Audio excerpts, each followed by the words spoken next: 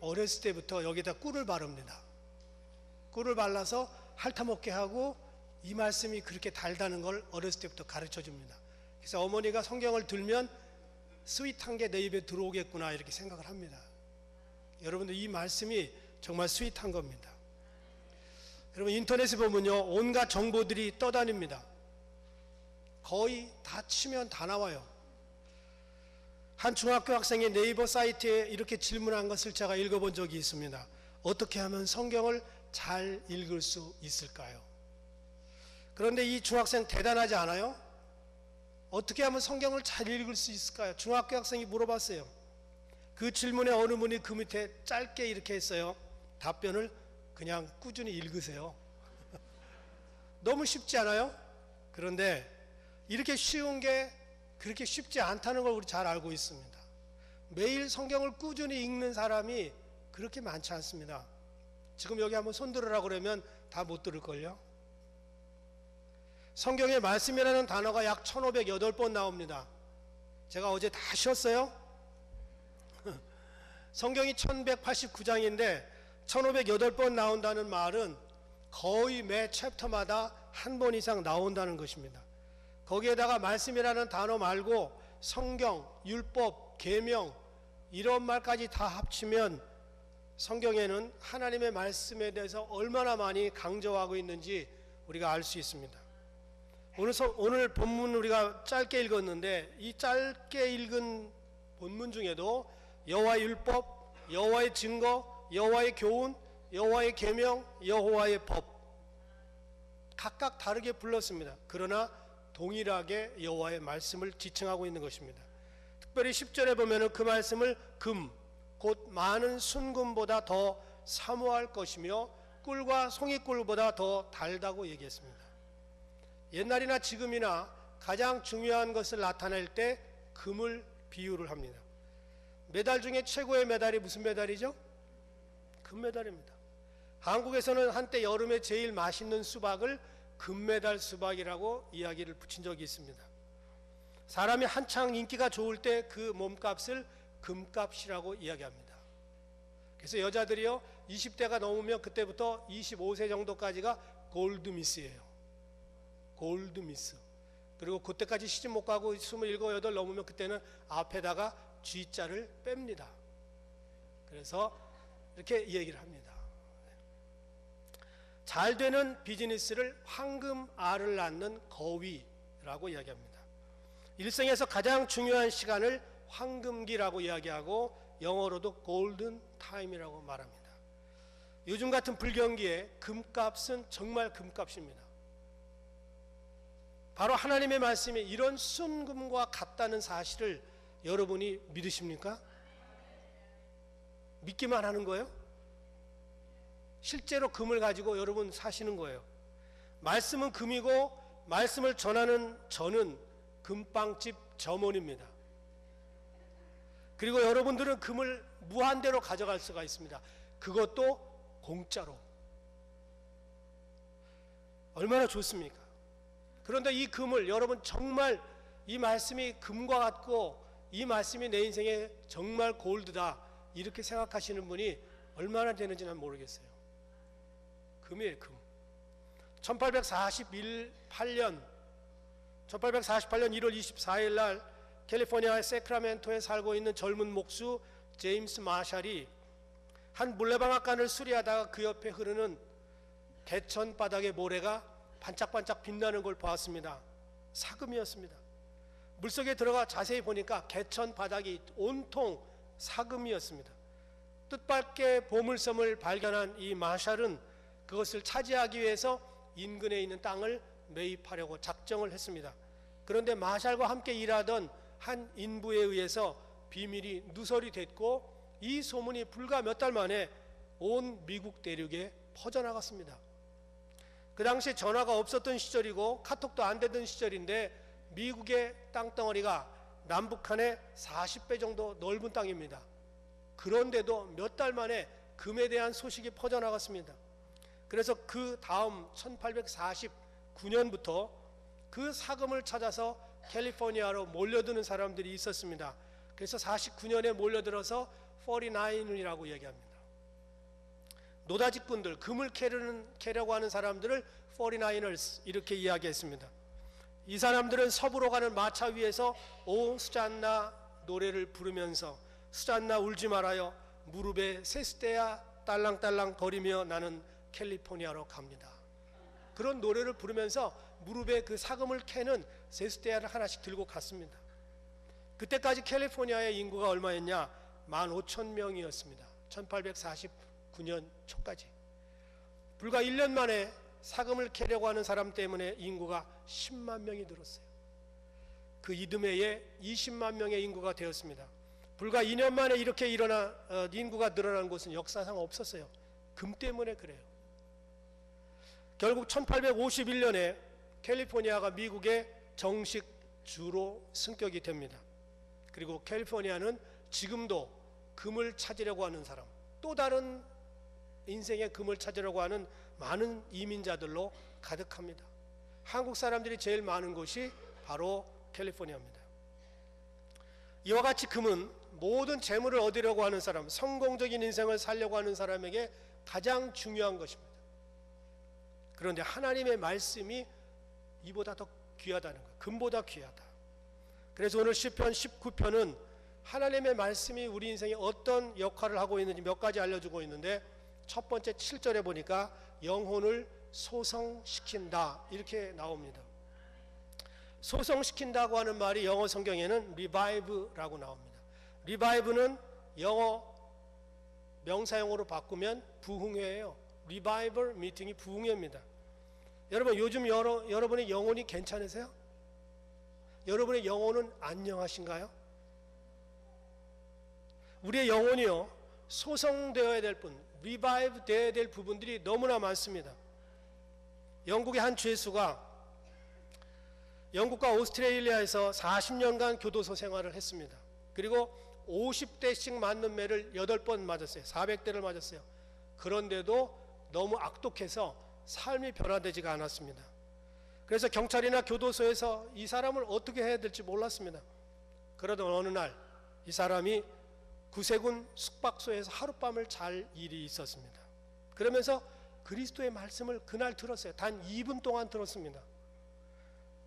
40년 동안 교도소에서 바뀌지 않았던 그의 삶이 2분 동안 하나님의 말씀을 들었는데 극적으로 바뀌었어요. 그리고 추록을 한 다음에 이분은 구세군을 위해서, 그리고 주님을 위해서 18년 동안이나 사회 봉사를 잘 감당했습니다. 그리고 나중에 이렇게 간증했어요. 400번의 가죽 채찍에 맞고 40년간 교도소 생활을 했는데도 변화되지 않았던 내가 하나님의 말씀으로 단 2분 만에 변화가 되었다. 하나님의 말씀이 이렇게 영혼을 살리는 힘이 있습니다. 지금도 우리 주변에는 영혼의 리바이벌, 부흥을 경험해야 될 사람들이 너무나 많이 있습니다. 저도 마찬가지예요.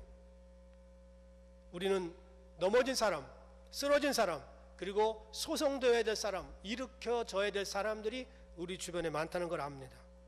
넘어진 사람은 누군가 잡고 일으켜줘야 돼요.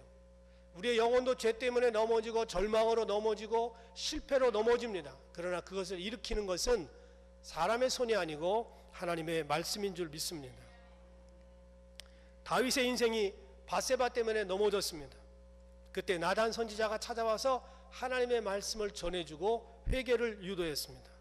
히스기야가 병으로 넘어졌을 때 이사야 선지자가 찾아와서 하나님의 말씀을 전해주고 그리고 생명을 15년 연장받는 그런 경험을 합니다. 저는 지난 한 주간 동안 여러분들이 어디에서 무엇을 하면서 살았는지 잘 모릅니다. 제가 신방 간 집만 알지요. 그런데 우리는 한 주일 동안 어떻게 살았는지는 모르지만 분명히 무너진 영혼들이 있을 것이고 소성되고 회복되고 충만하게 되어야 될 사람들이 이 자리에 너무 많다는 것은 분명합니다.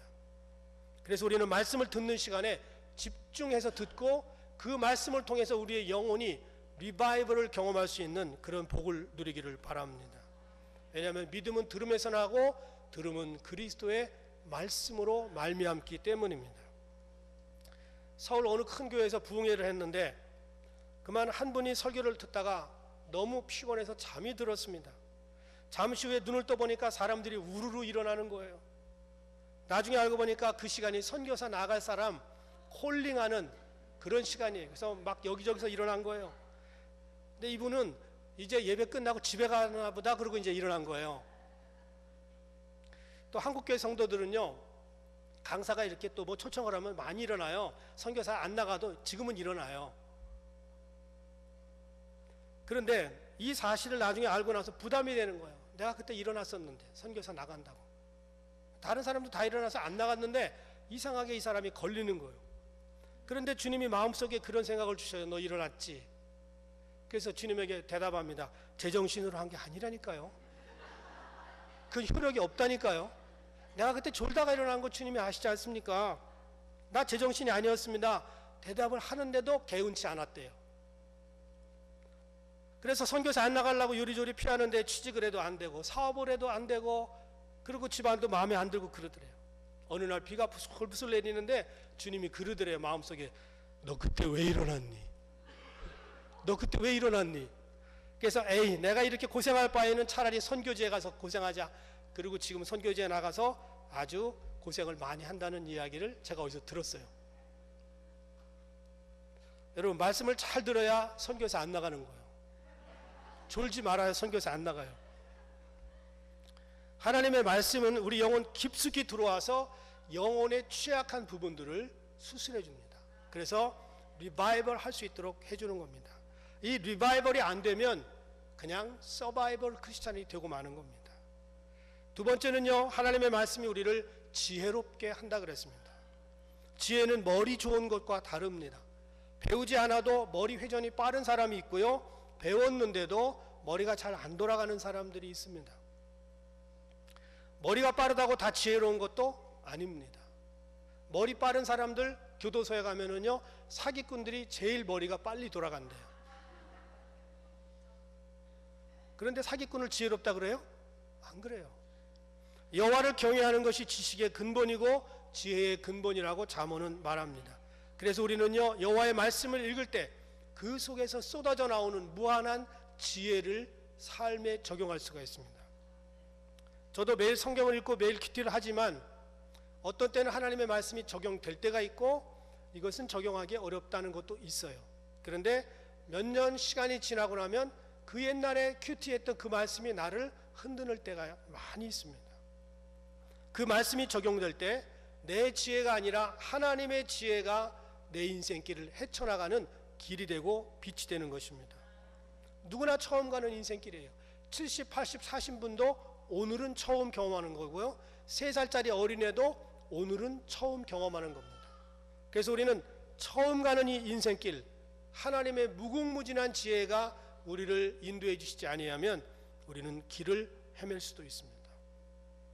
그래서 시편 119편 105절에 보면 주의 말씀은 내 발의 등이요 내 길의 빛이니이다, 이렇게 고백했습니다. 옛날에 밤길은 지금처럼 환하지 않았어요.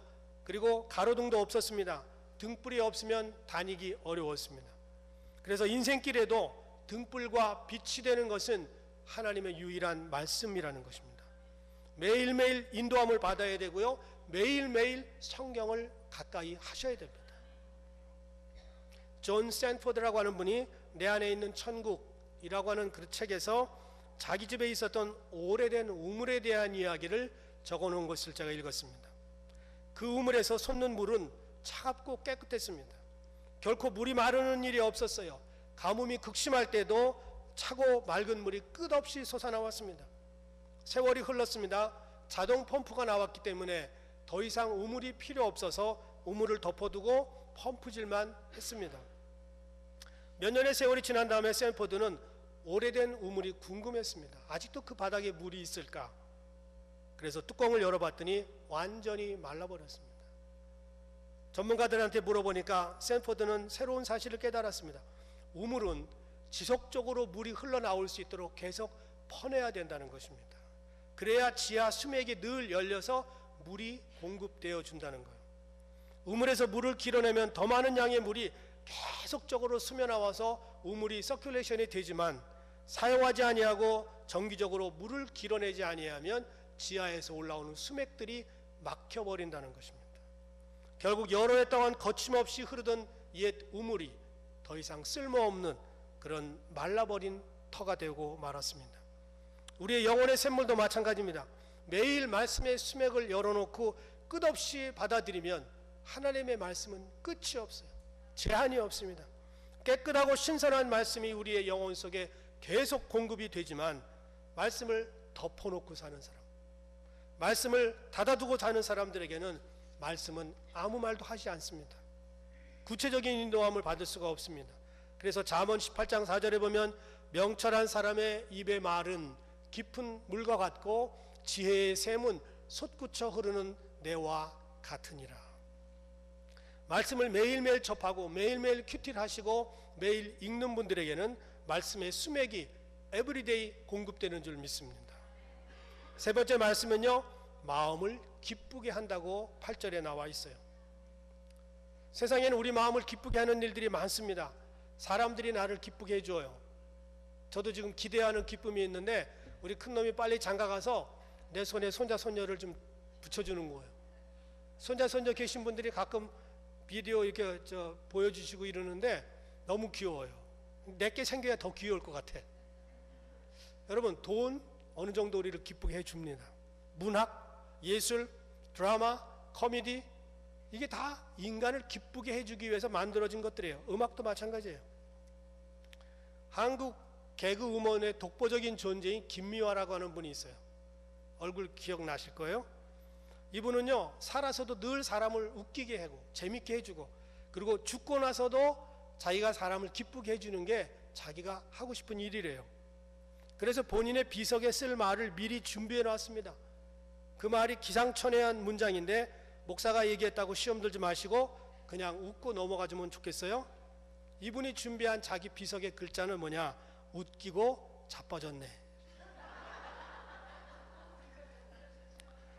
이것이 비석의 글이에요. 살아서는 사람들을 실컷 웃기고 죽어서는 여기 지금 자빠져 있다, 그런 거예요. 여러분, 세상이 우리 마음을 기쁘게 해주는 것은 일시적이고 그리고 제한적이고 한계적입니다. 폭이 좁습니다. 그러나 하나님의 말씀을 들으면서 우리가 받는 은혜는 영원한 기쁨이고 세상이 줄 수 없는 기쁨입니다. 세상에서 지친 영혼들이 돌아와서 영혼의 짐을 내려놓고 진정한 기쁨을 누리고 돌아갈 수 있는 곳은 교회밖에 없습니다.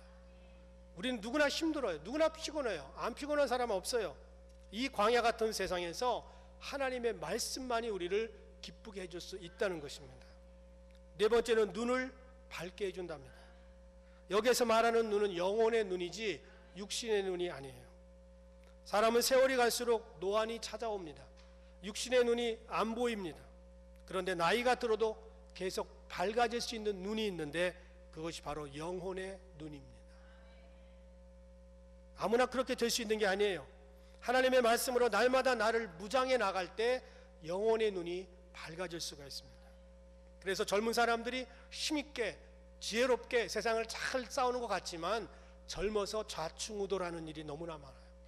여기저기 부딪히는 일이 너무나 많아요. 그때 집에 앉아서 노인 되신 그 할아버지 할머니가 기도하면서 깊은 영안이 열려서 아들아, 손자야, 딸아, 이렇게 하는 게 좋겠다 하고 한두 마디 해줄 때 그것이 영혼의 생수가 될 줄 믿습니다. 그런 어른으로 존경받으시면서 나이가 드셔야 돼요. 콜럼버스가 1492년에 신대륙을 발견했는데 그분은 배 타고 와서 확인한 다음에 발견한 게 아니에요. 이미 그 머릿속에 지구는 둥글다고 하는 그 생각이 있었습니다. 그는 과학과 지식에 밝은 사람이었습니다. 베토벤은 1819년에 나이 49살에 청력을 잃어버렸어요. 음악가가 귀를 들을 수 없다는 것은 그건 끝난 겁니다. 그런데 그는 마음속에서 끝없이 울려 퍼지는 음악 소리를 들을 수 있었어요. 그래서 그것을 악보에다 기입을 하고 57세로 죽을 때까지 주옥 같은 작품들을 남겼습니다. 2008년에 중국의 스촨 대지진이 일어났습니다. 지진이 발생하기 사흘 전인 5월 9일 날 두꺼비 10만 마리가 이동을 했습니다. 두꺼비는 지진을 미리 예측하는 그런 미물이었습니다. 여러분, 두꺼비요, 우리가 지나가다 한 발로 밟으면 그냥 죽습니다. 그런데 그 한 마리 한 마리가 동일하게 다 느낀 게 지진의 전조였습니다. 남보다 돈에 밝은 사람도 있고 경우에 밝은 신사적인 사람도 있습니다. 또 계산에 밝은 사람도 있습니다. 그러나 우리는 말씀으로 인하여 영혼의 눈이 밝아져야 될 줄 믿습니다. 그래서 우리 성도들의 진정한 눈은 영혼의 눈입니다. 하나님의 말씀을 볼 줄 알고 들을 줄 알고 그 말씀의 길을 따라갈 때 우리의 영적 눈이 밝은 사람이 되는 것입니다. 제일 불행한 사람은 말씀을 들을 수 있는 귀가 없는 사람입니다. 말씀을 제대로 듣기만 하면 우리 마음의 눈, 영혼의 눈은 자동으로 밝아집니다. 애를 쓰지 않아도 그냥 밝아지게 돼 있어요. 그래서 우리는 늘 말씀을 사모하고 주님 오시는 그날까지 우리 영혼의 깊은 생물, 이 영혼의 생수를 매일매일 끌어올려서 마음으로 은혜 받고 눈이 밝아지고 기뻐지고 여러분 영혼이 날마다 살찌우는 그런 귀한 분들 되기를 주님의 이름으로 축원을 드립니다. 기도하겠습니다.